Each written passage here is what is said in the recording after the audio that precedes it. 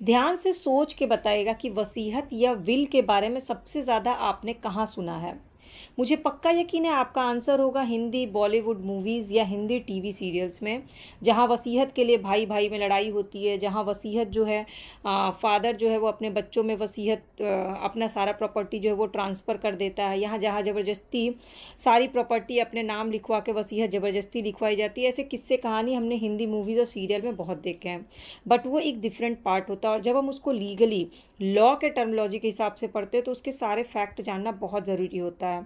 Hello students, welcome back to my class. और आज का टॉपिक है मुस्लिम लॉ का बहुत ही इंपॉर्टेंट टॉपिक वसीयत के बारे में।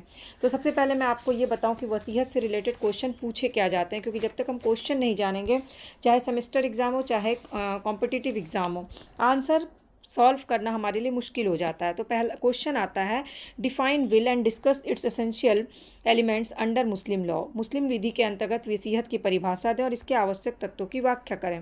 मुस्लिम विधि के अंतर्गत वसीयत वैध वसीयत के लिए क्या क्या आवश्यक शर्तें हैं ये बताना होता है, और एक मुस्लिम को वसीयत करने के असीमित अधिकार नहीं है, ऐसा केस लॉ के तहत आपको बताना होता है। तो ये इंपॉर्टेंट क्वेश्चन है जो वसीयत से पूछे जाते हैं। अब इसका आंसर फॉर्मेट क्या होगा, इससे ऑब्जेक्टिव क्वेश्चन क्या पूछे जा सकते हैं किसी भी कॉम्पिटिटिव एग्जाम में, ये सब मैं आपको इस 15 मिनट की वीडियो में बताने वाली हूँ। सिर्फ आपको इसको ध्यान से सुनना है। तो एज़ यूजुअल मैंने स्टार्टिंग में एक सीन आपको इसीलिए इमेजिन कराया ताकि आप इस टर्मिनोलॉजी को अच्छे से समझ सकें कि वसीयत होता क्या है। टीवी सीरियल या बॉलीवुड की भाषा में नहीं, बल्कि रियलिटी में लॉ के टर्म के हिसाब से इस टर्मिनोलॉजी का मतलब क्या है। तो वसीयत शब्द जो है वसीया माना जाता है। इसका मतलब होता है इच्छा पत्र, मतलब आपने अपनी इच्छा से जो चीज़ दी है, ऐसा इच्छा पत्र। अब क्या होता है कि जैसे आपके पास आपके बगल में कोई अंकल रहते हैं, वो मुस्लिम हैं और उनके पास 3 मकान हैं, ठीक है। अब उन्होंने अपनी इच्छा प्रकट की, मौखिक रूप से मुंह से बोला या लिखित रूप से, उन्होंने अपनी प्रॉपर्टी का क्या किया, बंटवारा कर दिया और उसमें लिख दिया कि मेरे 3 बेटे हैं, तीनों को एक एक मकान मिलेगा। उन्होंने अपनी इच्छा से ये वसीयत लिखी, इसको कहते हैं वसीयत नामा। जो उन्होंने लिखा उसको कहते हैं वसीयत नामा, लेकिन इसके लिए कुछ शर्तें होती हैं। तो पहले वसीयत नामा के परिभाषा में आप क्या लिखिएगा कि संपत्ति के स्वामी की व्यक्त इच्छा, जो मौखिक या लिखित रूप से हो, कि उसकी संपत्ति का निपटारा कैसे होगा, वो जो इच्छा पत्र में लिखा जाता है उसे वसीयतनामा कहा जाता है।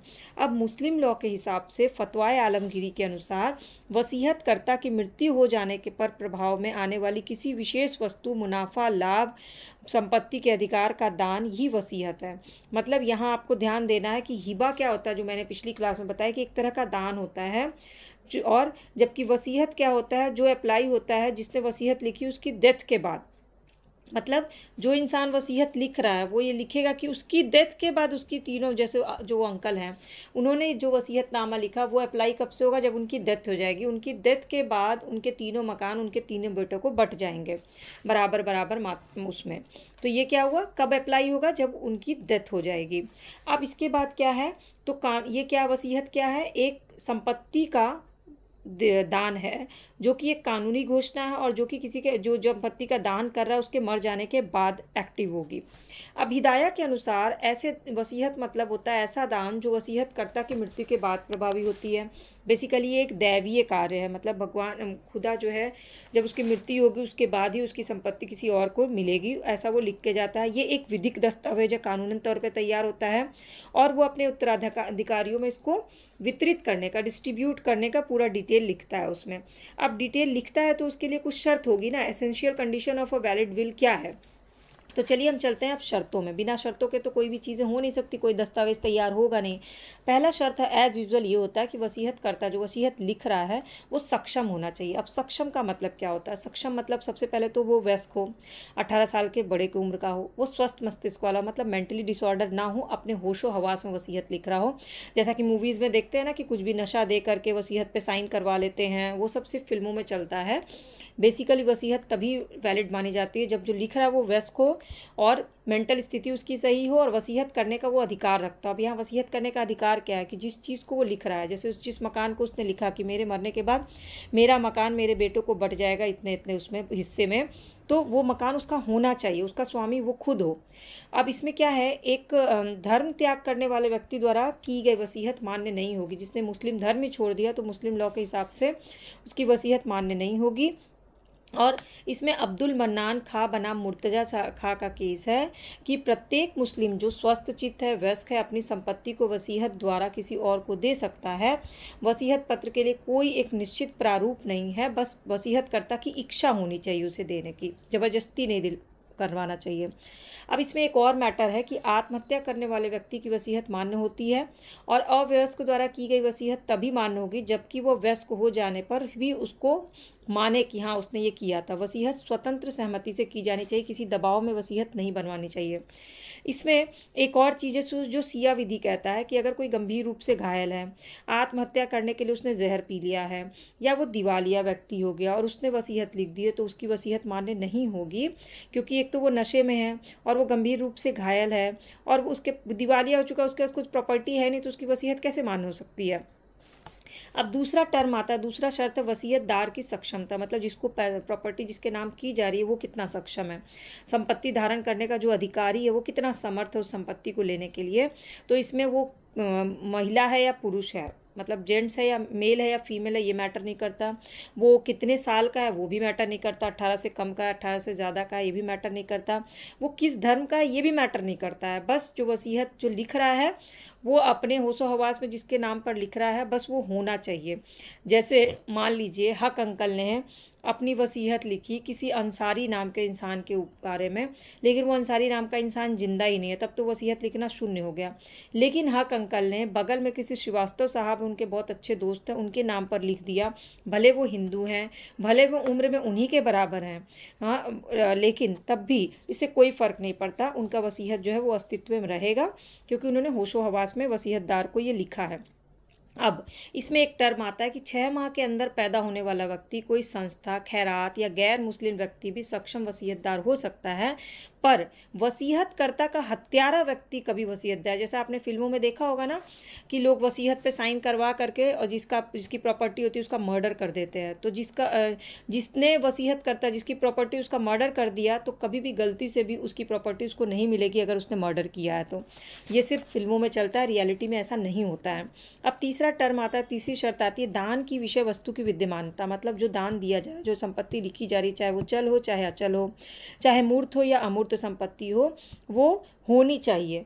संपत्ति वसीयत में जो भी लिखी जा रही है वो क्या होना चाहिए, वो अस्तित्व में होनी चाहिए। ऐसा नहीं कि फर्जी संपत्ति, ऐसा कोई संपत्ति है नहीं और लिख दिया, या भविष्य में ऐसी कोई संपत्ति आएगी तो उसको मिल जाएगी, भविष्य के नाम पर नहीं होता है। या आकस्मिक घटना की अगर तुम्हारा बेटा हो जाएगा तो फिर ऐसा होगा वैसा होगा, इस टर्मिनोलॉजी पे वसीयत नहीं लिखी जाती है।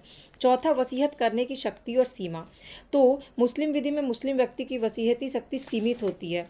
कैसे सीमित होती है? असीमित शक्ति उसको नहीं दी जाती है कि वो उसकी क्या सीमाएं डिसाइड की गई हैं, लिमिटेशन ऑफ द विल, क्या क्या सीमा डिसाइड की गई है। मुस्लिम विधि के अंतर्गत किसी मुस्लिम व्यक्ति को अपनी संपत्ति को वसीयत के द्वारा दान करने का अधिकार असीमित नहीं है। इसमें 2 प्रकार से उसको लिमिटेशन दी गई, पहला व्यक्ति संबंधी सीमा और दूसरा है संपत्ति संबंधी सीमा। अब व्यक्ति संबंधी सीमा क्या होता है इसको समझते हैं। अब जैसे व्यक्ति अपनी सीमा का अध्ययन कैसे करेगा, तो पहला उत्तराधिकारी के पक्ष में वसीयत होना चाहिए, जो भी उसका उत्तराधिकारी उसके पक्ष में वसीयत लिखा। दूसरा, अजन्मे व्यक्ति के पक्ष में वसीयत, जो बच्चा जन्म ही नहीं लिया है उसके पक्ष में वसीयत लिख रहा है। तीसरा, वसीयतकर्ता के कत्ल करने वाले के पक्ष में वसीयत, जिसने वसीयत, जिसकी प्रॉपर्टी है वो उसका मर्डर उसी ने कर दिया जिसके नाम पे उसने अपनी प्रॉपर्टी की है। अब उत्तराधिकारी के पक्ष में वसीयत क्या होता है, तो सुन्नी विधि के अनुसार किसी उत्तराधिकारी के पक्ष में की गई वसीयत चाहे भले ही 1/3 यानी 1/3 से अधिक क्यों ना हो, तब तक मान्य नहीं होती जब तक अन्य उत्तराधिकारी वसीयतकर्ता के मरने के पश्चात अपनी सहमति ना दें। जैसे कि एक इंसान का, एक मुस्लिम को है जिसके 3 बेटे हैं और उसने किसी एक को ही सारी प्रॉपर्टी दे दी, तो तब तक मान्य नहीं होगी जब तक बाकी 2 उत्तराधिकारी उसको अपनी सहमति ना दें। और सिया विधि के अनुसार किसी उत्तराधिकारी के पक्ष में वसीयत संपत्ति के 1/3 तक ही किया जा सकता है।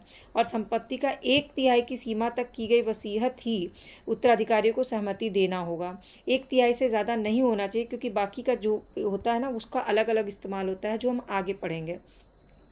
और दूसरा, वो वसीयत कब से लागू होगी? जब उसकी मृत्यु हो जाएगी, उसके बाद से, मृत्यु के पश्चात में। अब इसमें केस है यासिम इमाम भाई बनाम हज़ार बी का केस है, जिसमें वसीयत द्वारा संपत्ति का 1/3 भाग से अधिक वसीयत किया गया था और इस बात का कोई सबूत नहीं था कि उत्तराधिकारियों द्वारा सहमति दी गई थी और वसीयत क्या कर दिया गया? अमान्य घोषित कर दिया गया। अब दूसरा, अजन्मे व्यक्ति के पक्ष में वसीयत, will in favour of unborn person. इसमें क्या होता है कि वसीयत के समय वसीयत जिसको नाम पर लिखी जा रही है उस व्यक्ति का अस्तित्व में होना ज़रूरी होता है, लेकिन अब कोई बच्चा है, गर्भ में शिशु है, उसका अस्तित्व माना जाता है यदि उसका जन्म वसीयत लिखने की तिथि से 6 महीने के अंदर हो जाता है तो। ये बहुत इंपॉर्टेंट फैक्ट है, इसको याद रखिएगा। इस प्रकार सुन्नी विधि के अनुसार एक गर्भस्थ शिशु के पक्ष में की गई वसीयत मान्य है, लेकिन उसको 6 महीने के अंदर जन्म हो जाए तभी मान्य है। और सिया विधि के अनुसार वसीयत तभी प्रभावी होगी भले ही शिशु का जन्म 6 माह के पश्चात भी हुआ तो भी प्रभावी हो जाती है। अब तीसरा, हत्यारे के पक्ष में वसीयत। मान लीजिए एक व्यक्ति है, वो जानबूझ के लापरवाही से या दुर्घटना से वसीयतकर्ता की हत्या कर देता है और उसके बाद उसके पक्ष में ही वसीयत आता है, तो वसीयत क्या हो जाएगा? अमान्य हो जाएगा। जैसे मान लीजिए कि कोई अंकल हैं, मुस्लिम हैं, उनके पड़ोसी के बेटे ने उनकी हत्या कर दी, ठीक है, चाहे दुर्घटना करके की चाहे इंटेंशनली की, और बाद में जब उनकी वसीयत पढ़ी गई तो पता चला कि उस अंकल को इतना अटैचमेंट था अपने पड़ोसी के बेटे से कि 1/3 हिस्सा उन्होंने उसके नाम भी किया है। लेकिन अगर ये प्रूव हो जाता है कि वो अंकल के बेटे ने उनकी हत्या की है तो वो वसीयत क्या हो जाएगी? शून्य हो जाएगी।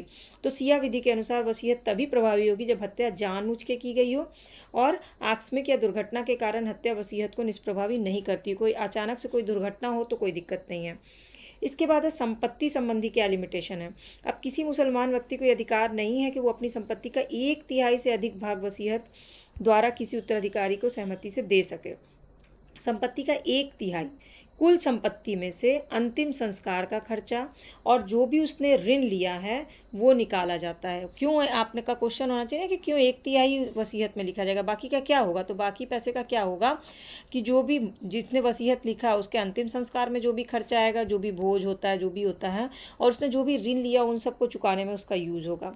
तो 1/3 से अधिक का दान वसीयत द्वारा तब मान होगा जब वसीयत करता, जिसने वसीयत लिखी है, उसके उत्तराधिकारी उसकी अनुमति दे दें तो। अब इस प्रकार हम क्या निष्कर्ष निकालते हैं? एक, तो बिना उत्तराधिकारी की सहमति के 1/3 भाग की वसीयत अजनबी को ही हो सकती है। दूसरा, उत्तराधिकारियों की संपत्ति से अब यहाँ थोड़ा सा समझ लीजिए, रिक्त योग्य तिहाई, ये 1/3 वाला वसीयत क्या है? तो बेसिकली एक मुसलमान अपना ऋण भुगतान करने और अंतिम संस्कार का खर्चा निकालने के बाद शेष संपत्ति की धनराशि का 1/3 भाग को वसीयत द्वारा दे सकता है और अपनी कुल संपत्ति का 1/3 भाग से अधिक की ना तो वो वसीयत कर सकता है ना उसे अपने उत्तराधिकारी को दे सकता है। दूसरे इस्लामी धर्म कानून के उद्देश्यों के विरुद्ध वो वसीयत नहीं कर सकता है। यही जो बात है, यही तथ्य जो है वो कहा जाता है रिक्त योग तिहाई का सिद्धांत। इसमें क्या होता है? वसीयतकर्ता द्वारा वसीयत के अंतर्गत दी गई संपत्ति की मात्रा में कटौती या कमी करना, इसको कहते हैं रिक्त। और हनाफी कानून के अनुसार जब वसीयतकर्ता अपनी संपत्ति का 1/3 भाग से अधिक की वसीयत कर जाता है तो उसके मरने के बाद उत्तराधिकारी ऐसी वसीयत की अनुमति नहीं देते हैं तो वसीयत के दान की संपत्ति आनुपातिक रूप से कम हो जाती है। तो बेसिकली ये 1/3 वर्ड को क्या बोलते हैं?